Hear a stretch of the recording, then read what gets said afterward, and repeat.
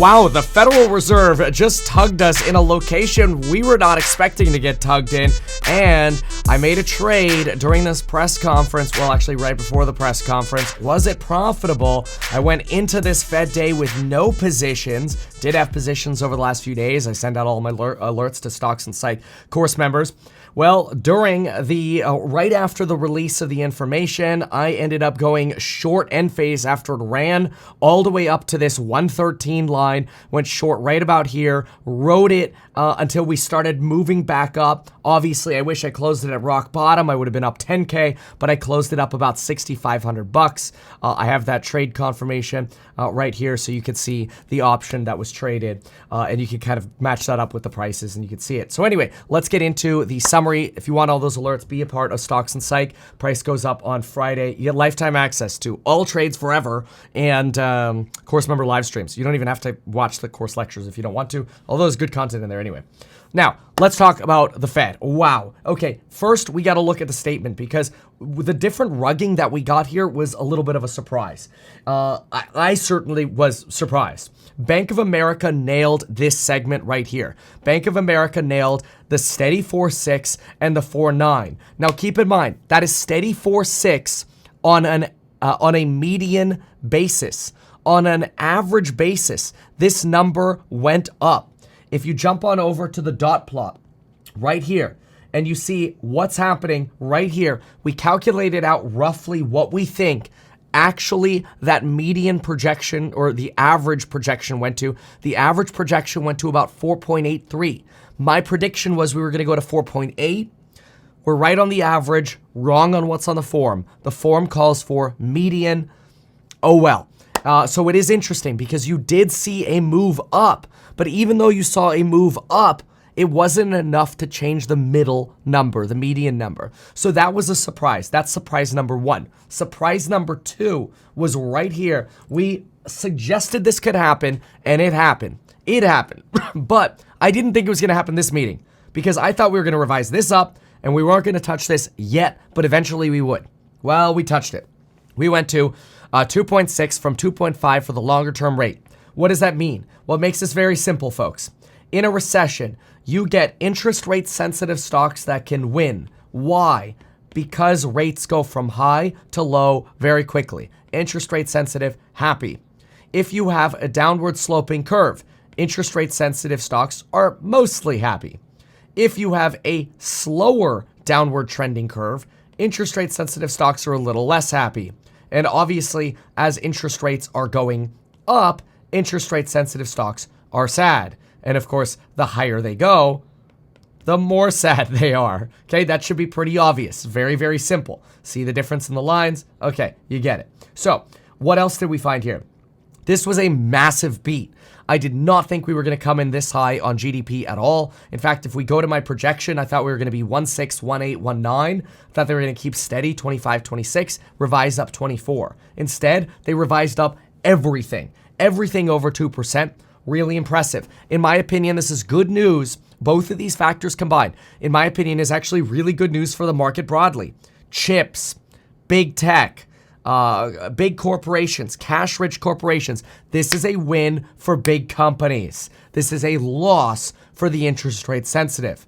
Now, we did, we did maintain the 3 cuts, but Jay Powell told us roughly when he thinks by implying it with some statements. First of all, he said that, quote, "We are prepared to retain the current rate for longer."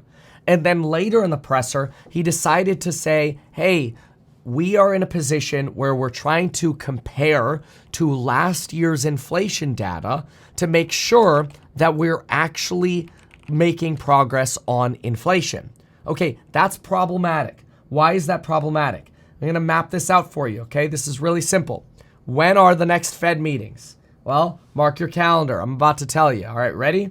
May 1, June 12, July 3, 1. That's the beginning of Q3 right here. This is Q2, okay? Market right now thinks we're going to get cuts here. I think the market's wrong on that.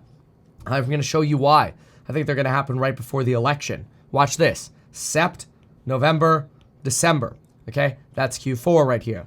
So what do we have September? September 18th means we're actually going to get the August data because the August CPI data will be out already. November 7th, that's right after the election, which maybe they'll even wait until after the election, although I don't think so. So here's my take.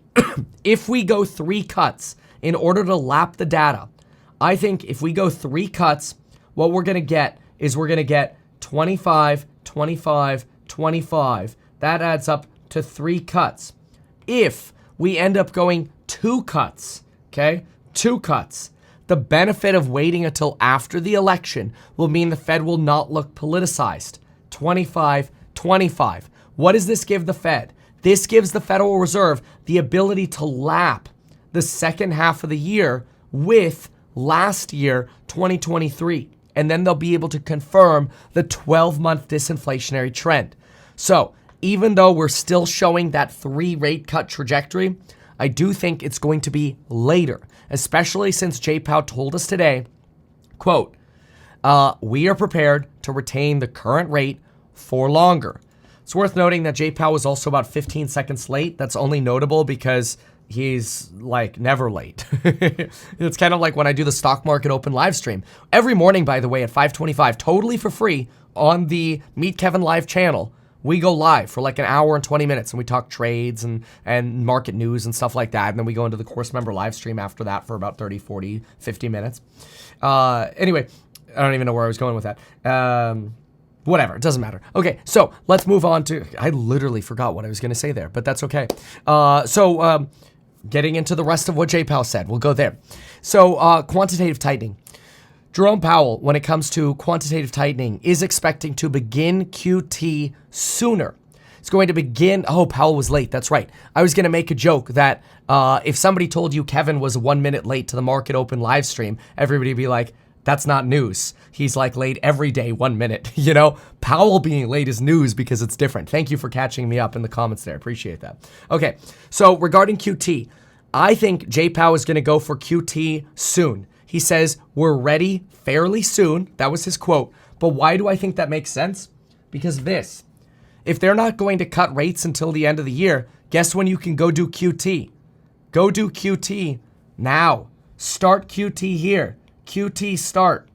So the reduction, right? The slowing of QT can begin in the second quarter. So you slow QT in the second quarter, and then you do the rate cuts at the end of the year. Okay? That's a potential strategy. I think that's probably right. Okay, so 3 rate cuts still on deck for the year. However, that longer term figure moved up. Nick T immediately picked up on that and commented that that longer term rate going to 2.65 is really the progression of this upward drift, that maybe rates will be higher and we won't go back to the levels we had previously. Jerome Powell did also suggest that we probably won't be going back to the 0% we used to have or the low rates we used to have. So that's sort of reiterating what we see here. Inflation is still too high, he says. We've been averaging 265,000 job gains. The economy is doing very strongly, and we're going to slow the pace of QT fairly soon. Inflation data has come in a little higher, but that was a separate matter because we're making good progress on inflation. Really, there's a good reason to believe that the January numbers, even though they were quite high, there's reason to believe they were seasonal. And so he doesn't want to be completely dismissive of January, but he does say, hey, let's just see how the data evolves. You know, that could average out.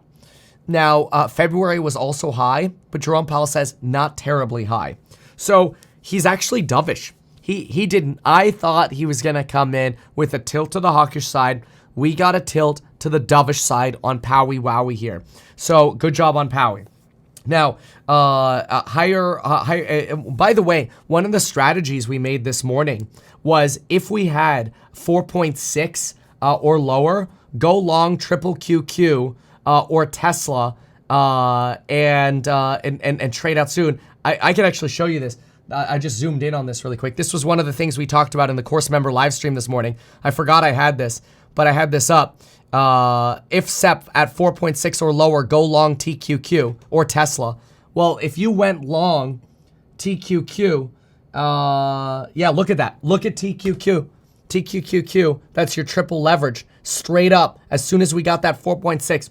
Even if you went long at that peak, you'd still be up. So kind of interesting. That's literally what we wrote down this morning. How interesting. All right, so rate cuts will depend on incoming data. We're looking for data to confirm the low readings, right? Exactly. Okay, let's keep going. They're trying to lap 2023 with data. That may mean no cuts until October, November, December era. That's my argument, right? Significant progress was made on inflation last year. Stronger inflation in the first half is usually what we see, along with less strong inflation in the second half. We don't know if this is a bump or something more, though. In the meantime, the economy is strong. All right, let me clarify that. When he says we don't know if this is a bump or something more, it means we are waiting. We are waiting. So that's a big deal. Waiting is basically, in my opinion, reiterating that we're probably going to end up being stuck waiting for September, October, November, December for these rate cuts to really come in. And bearing in mind that there are no meetings in October. It's just September, November, December. Got it. QT will start soon. Inflation wasn't caused by wages. That was an interesting sort of comment that we're making progress on a gradual reduction in wage increases, but they were not the reason we saw high inflation. It was more supply chain issues. And yes, wages are playing catch up right now. And that's it. So congratulations. That is Jay Powell's meeting done. Summer goes in for surgery in an hour. So I have to say, I'm pretty nervous. I love baby Summer. I hope she does well if my camera would ever focus on baby Summer here. Come on, camera. But anyway, I don't even know what it's focusing on. There we go. Now baby Summer. Look at baby Summer. Anyway, so yeah. Bottom line. This is good for the market. It's good for the economy. It's good for the big six. I think interest rate sensitive stocks are they're probably moving up because we saw the 4.6. I do think that heads up on the 2.6 is a red flag for the long term. And I don't think anything fundamentally changes in terms of, earnings for interest rate sensitives anytime soon. So there's no interest in fundamentally changing my opinion on how long these rates are going to stay high. I think that indication that we're probably not going to get rate cuts until the end of the year. We don't even guarantee that we're going to get 3, especially since the average moved up and the longer term has moved up, and Powell doesn't think we're going back to 0 anytime soon. Those sectors, not too exciting for me. So sticking with that, based on what we're seeing with the latest data, we are being data dependent, so to speak. We will be in right after the Fed meeting in June, on June 12th.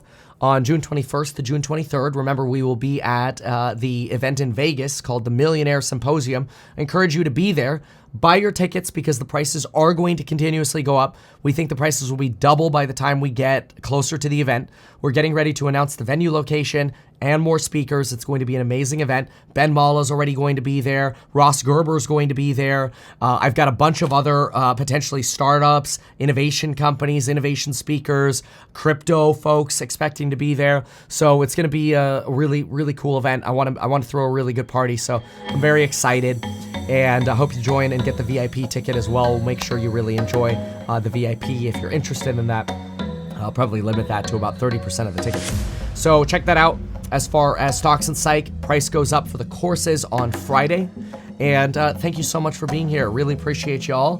Thank you for those of you who supportive course members or just watchers. Even if you're not a course member, I still love you. So I appreciate you being here, and we'll see you in the next one. Goodbye. Advertise these things that you told us here. I feel like nobody else knows about this. We'll try a little advertising and see how it goes. Congratulations, man. You have done so much. People love you. People look up to you. Kevin Paffrath there, financial analyst and YouTuber. Meet Kevin. Always great to get your take.